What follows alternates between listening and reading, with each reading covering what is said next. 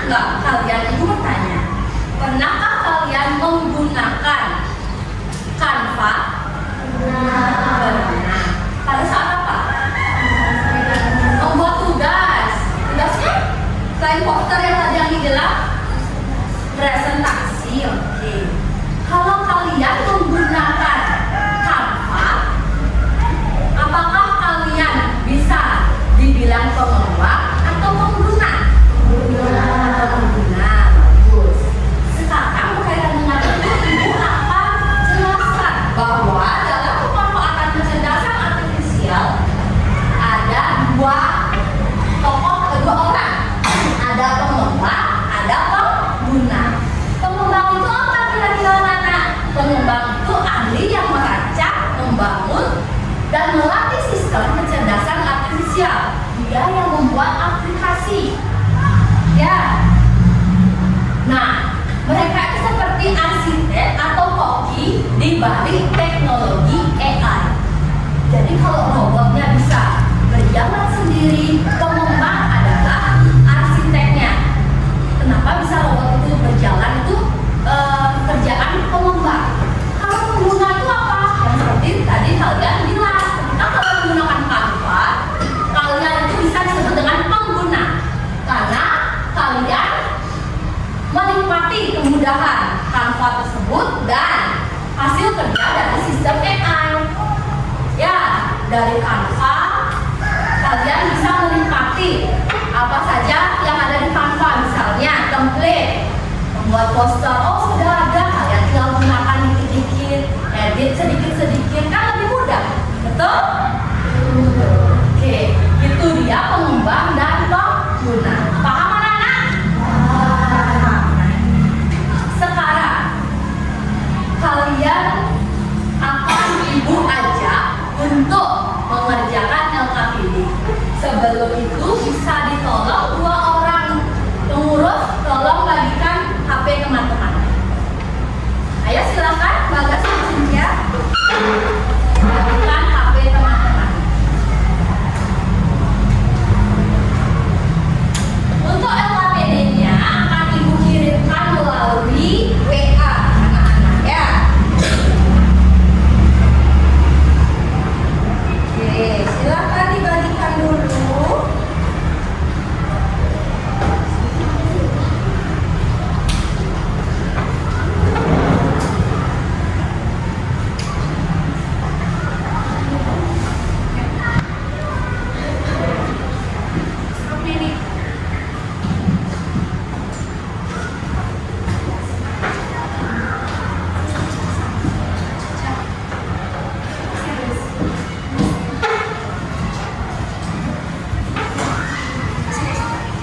Ayo.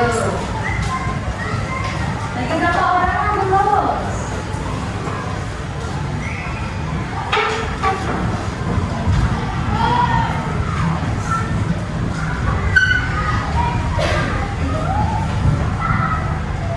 Bukan punya. Silakan buka teman. Ya. Ini siapa? Ini Bagas. Ini siapa? Rasya. Anak-anak silakan kita pegang HP, silakan kalian buka WA kalian. Ibu sudah kirimkan LKPD-nya. Ya. Jadi pada LKPD tersebut kalian disuruh menggunakan aplikasi Canva untuk membuat poster tentang apa anak-anak? Posternya tentang apa? Cyberbullying. Ya, cyberbullying itu bullying yang dilakukan di media sosial.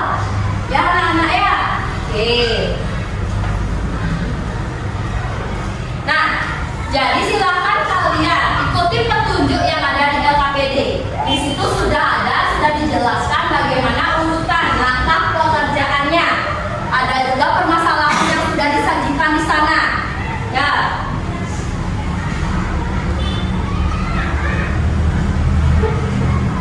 Oke, kalau sudah dibaca silakan langsung buka Canva-nya, langsung kerjakan saja. Kalau kalian mau menggunakan template yang ada di Canva silakan. Ya, diedit, isikan nama identitas kalian. Ya, sudah.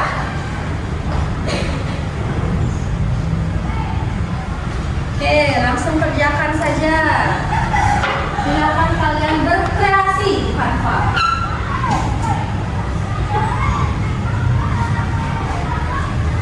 Kalau bertanya, tanya ibu ya. Ini dikerjakan sendiri-sendiri. Ibu kasih waktu 10 menit saja. Ya. Ya.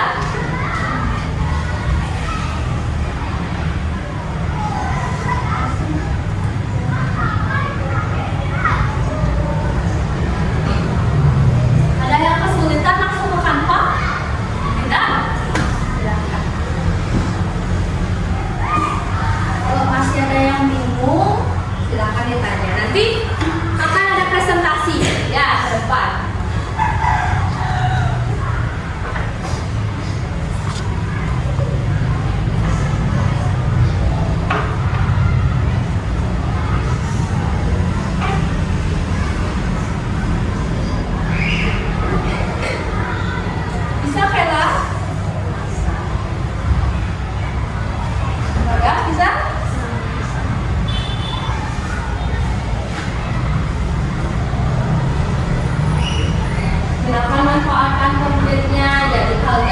lebih mudah ya membuat posternya. Karena tinggal mengedit, menambahkan, ya.